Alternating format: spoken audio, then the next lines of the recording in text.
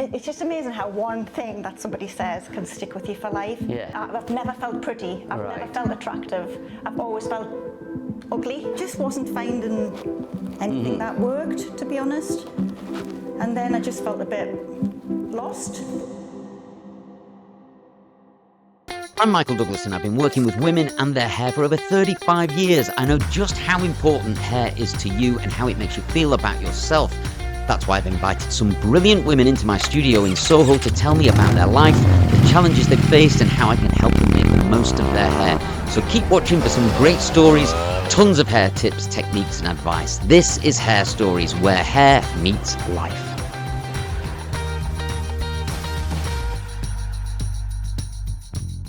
I'm Amanda. I'm from the northeast of England. I work for the National Lottery and give money to some very worthy causes in the community.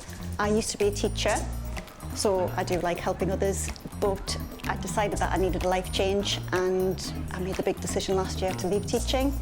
My proudest achievement is setting up my own small business last summer, which is a non-judgmental sober dance session. I have a funny relationship with my hair. I do like a lot of change. I've had a lot of hairstyles. I've had purple, pink, mousy brown, short, locked, perm. I was even my sister's hairdresser model once when she was trained to be a hairdresser. And at the moment, I'm 50 in November, and I don't know if it's time to grow up a little bit maybe, not have short purple hair and just get a bit sensible and a bit classy. I would like some advice on just how to style my hair because it's very fine. I do like a lot of body, but I feel like when I do that, as soon as I stand outside, it just goes down, it goes flat. So I would like some tips on how to keep that up, keep that volume in. Oh my goodness, come on in, watch the step there. How are you, you all right? Fine, thank you, lovely to meet you. Very nice to meet you, welcome to MD London. Wow, thank you. All right, isn't it? The hair looks very nice, by the way. Hair looks too nice to start with. I'm just feeling your hair literally for the first time here. Yeah. It's thicker than I thought it was going to be. Probably feels super fine to you. It does. Yeah, it's a nice base colour as well. Probably like a 6 or a 7, perfect hair to colour, especially if you want to put blonde highlights in. I still don't feel very confident styling it. Okay. I never have. It's always kind of been a straight bob. I thought what might be quite good is we could just do a couple of things on your hair, like style it, maybe put it up or something like that, so you can have a little look at maybe ways in which you can do that. Do you ever put backcombing in your hair or dry shampoo or anything like that? See, I feel like that's the things I don't do very well. Okay, well let's start with that. Okay. We'll play around with your hair as it is, and then once we like that, we'll give it a wash. How long ago did you last have a haircut? About 4 months ago. About 4 months ago, so it's in need of a little trim. It is. People always say, oh, I'm trying to grow my hair, what should I ask the hairdressers for? I'm like, what are you going to the hairdressers for? If you want to grow your hair, grow your hair. We'll literally take the tiniest amount off, especially if there's just these little bleached bits here where it might be a bit fragile. Okay, so what we're going to use is a little bit of spray. We've got a few different hairspray type things here that I like. Some of them are very expensive and some of them are not cheap. Are you familiar with this one? Used this one before, yeah. Yeah, it's good. It's called Glued for a reason. It is the strongest hairspray known to man. This one I really love. It's called Texture Boost from Umberto Giannini. I've talked about this a lot. And it's like a mixture between a hairspray and a dry shampoo. So it's got starch in there, so it goes kind of powdery, which is very good for putting body in the hair. This is a prototype, actually. It's not ready yet. Lots of these Hannah Waddingham type hairstyles where she's quite flat through the sides here, which I really like. There's a kind of messy kind of bun or bit of texture at the back, and then a kind of quiff on top here. So we're going to create something like that, and we'll do that first of all by taking a section, like a triangular section, through the front here. And if you just pop your head forward there, and then just so we can see here, this little triangular section here, and then we'll backcomb this whole section here and worry about the rest of it later. Pick up the hair, we'll just spray this on kind of at the roots and at the ends. So we take sections at about 1 centimetre to 1.5 centimetres, and then we just basically brush down into the roots of the hair, like so. All of a sudden looks like there's loads of hair and loads of body and loads of volume. And then what I would tend to do is we literally just brush the surface of this back combing, nothing else. And that's where we keep all the padding, if you like, in it. And then we can put a tiny bit more of our spray on here. I always find with these hairstyles, they look worse before they look better. Oh, really? Yeah, so sorry about this. I think it's going to get better. Yeah. So we're actually going to grab all that hair and roll it like so. So we've essentially got the wave there. We're just literally putting our fingers in and then rotating that round to nip that in there, like so. And we'll take our Kirby grip. And then it's a case of bringing in these side bits here. Now, one thing I find about hairstyling when I used to teach long hair ups and things like that to people is that the wider it gets at the side, the more old-fashioned you start to look.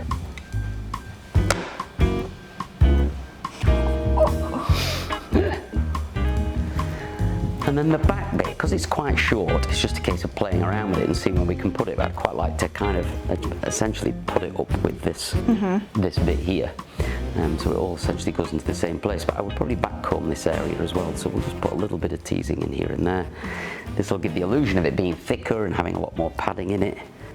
Okay, so we've got, as you can see, we've got these little twists here. There's four or five of these little twists, and then the Kirby grips are buried in the twist, and they all kind of congregate at this bit at the end here, so it actually looks like one big ponytail, but it's actually like 7 little ponytails that looks like one big ponytail. And then round the front here, I think at the moment the quiff's a bit too big at the front. The thing I like about these, they get you out of trouble. What we could do is deconstruct this quiff and make it smaller, but what which they can do is just squish it down a little bit, and then just rotate your head forward a little bit, and then we'll just get this clip and then slide it in just behind there.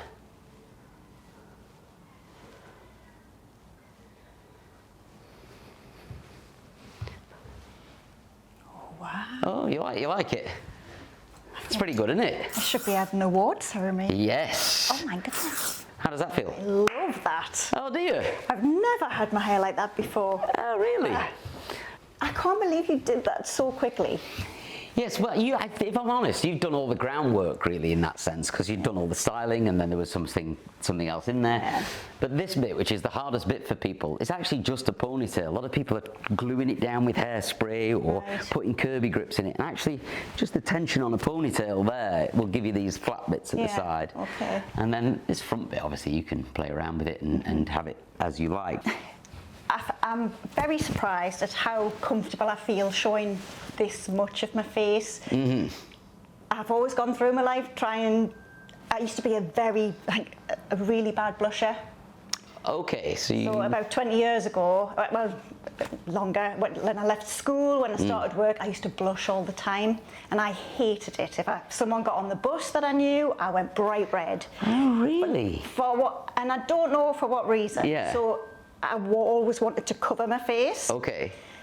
And at school, it's just amazing how one thing that somebody says can stick with you for life. Yes. Somebody said I looked like Freddy Krueger, and it has stayed with me for I've never felt pretty. I've never felt attractive. I've always felt ugly because somebody said I looked like Freddy Krueger. Right. So I would never have dreamt of having my hair up fully like this ever. And how do you feel now? I feel bloody great. Great. Well, you look bloody really great. Do. Okay, what I'm going to do is destroy this hairstyle now.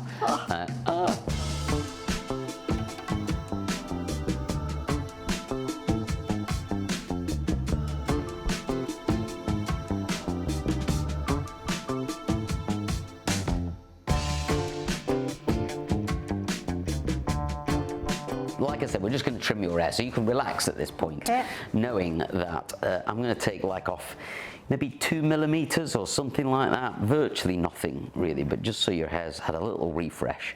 So tell us a bit about you and what's been going on with you over the past, I don't know, however many years. You're saying you're 50 this year? I am. How are you feeling about that, first of all?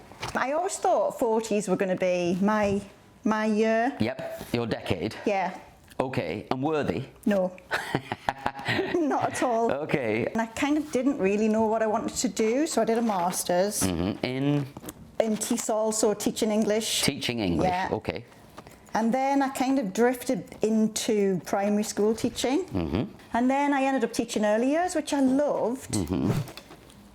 But then my health started just changing, and someone had mentioned, well, you could maybe be going through the perimenopause. It could be the start of that. Okay, yep.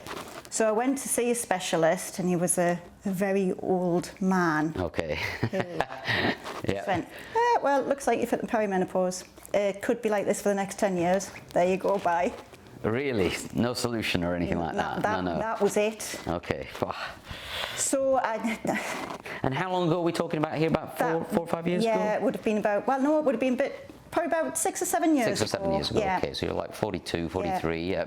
It did affect my mental health quite a bit. I did get very low. I did suffer from depression, and I was on different tablets, and I just wasn't finding anything that worked, to be honest. And then I just felt a bit lost, and I didn't know where to turn. But like I say, there was I just didn't know who to ask then, because the doctors didn't really give me any help. Self-doubt set in, and I just thought, what am I doing? And then a job came up at a school in Thailand, rugby school Thailand. Oh. I went to Thailand. Whether that was running away, I don't know, but it was interesting. I always thought I'd love Thailand because I love the sun. Yeah. And I thought, well, vitamin D, that's bound to make me feel good. Yeah. I was there for 6 months, and then COVID hit. Oh, okay. My confidence just went down again, and I was having to video lessons for children, and I didn't like being in front of the camera at all. Okay. And I kind of spiraled when I was out there. Really? Yeah.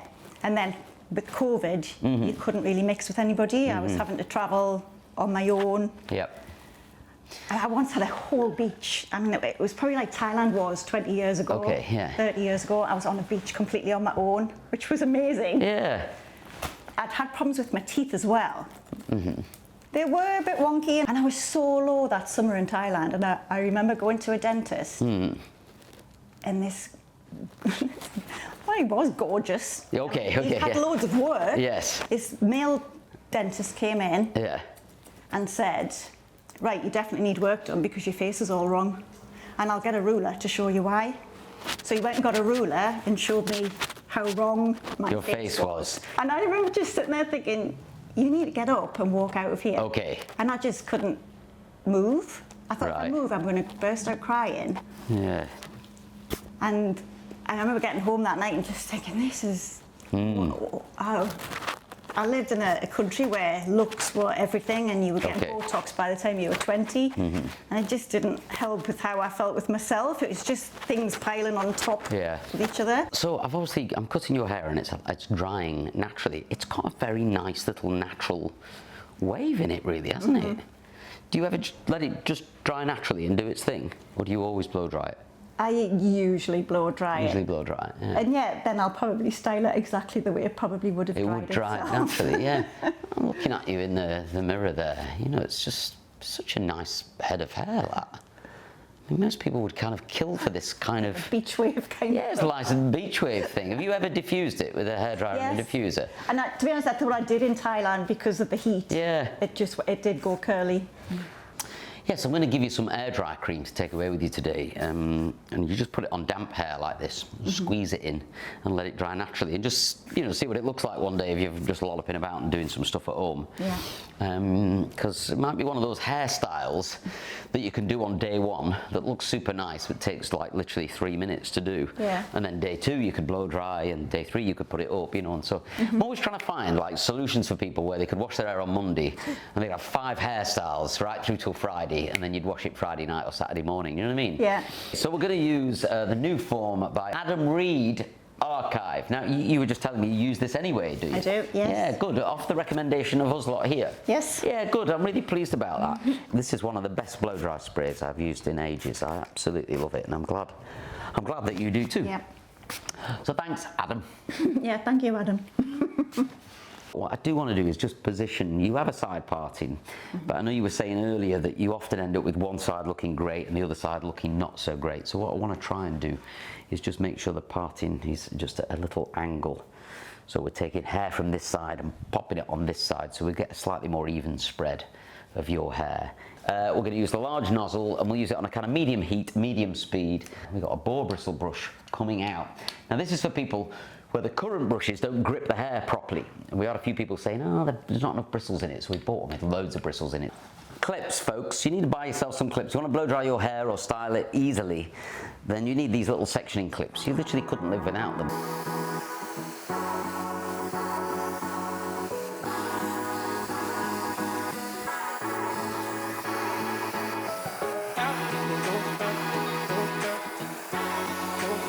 It's looking good, isn't it? Yeah. Yeah. Bit of a blow dry with a bit of a bend on the ends. We've got some really nice little shapes and flicks and licks and stuff like that going on there. And if you just pop your head down a little bit, you'll see that little diagonal parting in there. So it's just at the front, and then the rest of this hair comes back, and that's what gives us a bit of body. How's that? All right? That is lovely. Super nice, that, isn't it? I didn't want more. I would just say stop there because it's lovely. Yes, I know. I feel a bit like that. I'll tell you what I'm going to do is I'll put a little bit of height into the crown, but I think perhaps, you know, we leave it somewhere like here because it's super nice. This little layer, whoever put this in around here, is really nice. I think gives the hair a really nice feature. We'll just put a little bit of body at the crown and a little wave on it. I like to think about this as like a heated roller. You know, like the old school rollers your mum might have used, where they pop it in your hair and then leave it for 10 seconds or so, and then I like to take it out, but then leave it in the curl. Yeah. And you get this this really nice effect that you can't get with a blow dry. I left teaching last year, which did leave me with a lot of guilt because I feel like these children need somebody who really cares for them, and I did really care for them, but it was just taking everything out of me. Okay. And I think joining that and how I felt in Thailand, I thought there's something I can do here. I know something that makes me feel good and could make other people feel good. Yeah. So when I was in Thailand, I used to dance in my sitting room. Just used to strip off to my bra and knickers and sweat it out in the Really? Yeah, and it made me feel so much better. And I thought, I was licking my lips there. That was a bit weird. So you're in your bra and knickers. Any particular music? Well, any music. I love Northern Soul. Oh God, right. Big Northern Soul lover. Yeah. Later on, Kylie released Disco, a disco album. Okay. Oh my God, I realised how disco I was. Just loved disco. Really? Yeah, and that was just and the album. album. Is it the beats per minute or something? Yeah, the particular speed of disco music? So uplifting. So uplifting. Any particular song? Well, there's a song that she has at the end of the album called "Celebrate You." Okay, "Celebrate You." And I think can we afford to put that on in this program? Can we have it? Okay, but maybe not. Or maybe sing it. She's part of the MD London. Yeah, yes, she uses an MD London blow. Yeah. But the words of that song really resonated with me when I was in Thailand. Celebrate You. And it's about like just being you, and it doesn't matter who you are who you are. Yeah. And just celebrate that, be it, own it. I just asked a few people if I'd just played some music in the hall, would you come? And they said yes. Well, last summer I set up a little business called Funk It. Doesn't matter what anyone says, just Great. Funk It. Right? Which my mum wasn't too happy about. Well. Never mind. So I hired a venue. I put a playlist together. It was a Saturday morning, and I have to say I was really frightened because I thought, who dances on a Saturday morning? Yeah, who's going to turn in up? the daylight? Yeah. But there was a good few people there. Yeah. There was about 10 or 11 people there, and we just had a fabulous time. Really? Little disco lights. Yeah. And I've done it weekly since then, and just last week I started a second venue. Really? Yeah. Oh, okay. We're scaling. Yeah, but you know what it is? I have visions. Okay, yeah. World domination. Pineapple did it. Funk It's gonna. Yeah. And it's called Funk It. And have you got an Instagram account? You have, and it's called Funk It. It's called justfunk.it. Justfunk.it. Yeah, Okay. Oh my God, this is absolutely brilliant. And how long has this been going on for? Since last summer. Since last summer, so it's still pretty new. It is, but we've got. I'm still trying to get it going. I think a lot of people are very scared to come out and just dance. I sell it as no instructors, no routines, just dance your way. Okay. You know, just come and do whatever you want. Do whatever you no want. judgment if you want to practice. And is it dark-ish and disco lights, but it's on a Saturday morning or mid-morning? Well, it's now on a Friday evening. Now on a Friday evening. So people could come after work on a Friday. Start the weekend. There's no bar there. It's not like a... No, it's sober dancing. Sober dancing, okay. Which is another thing that scares people, I think. You think, I can't do that. But you know, there's that Baz Luhrmann song where Sunscreen, where he says, do something every day that scares you. Yeah. And it is terrifying, but it's also doable, isn't it? Like, it's like, what's the worst that can happen? Someone will laugh at your dancing, but no one's going to do that. But once you've let go, yes, I know, it just doesn't matter, does it? Yeah. It's like walking in the rain. Once you're wet, you're wet. Just carry on. Yeah. Put your head upside down for me, just for a second. Let's just put a little bit of spray into your hair. Look.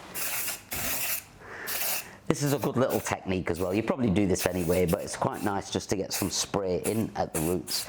And the camera's picking up these lovely kind of curls. Look at these lovely curls here. Really nice. Okay, and then chuck your head back.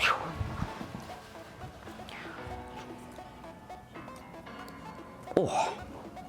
Oh, it's beautiful.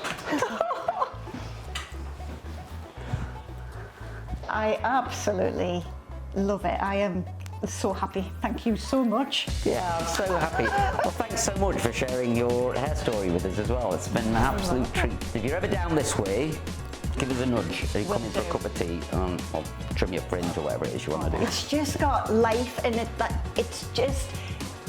how I feel at the moment, and that's how my dancing's making me feel. It's making me feel bouncy, and that's what my hair's embodying. It's just, I feel fabulous. Absolutely fabulous. My hair feels full of life. I feel full of life. When you put the quiff in and pulled it at the side, I was a little bit apprehensive, thinking, do I really want to show on my face? It was amazing. It made me feel amazing as well. Fabulous, and I will certainly be trying that at home. I'm going to be taking all those tips back home with me, definitely. I think just the parting especially is the biggest thing, because I've always felt that one side was like full of body and one side maybe wasn't. Now I know how to deal with that, so I'll be definitely using that when I dry my hair next time. I haven't liked myself for a long time, and it's come to a point where I do like myself, and I am going to show myself off because this is who I am. If you don't like it, tough. I do. Yeah, funky.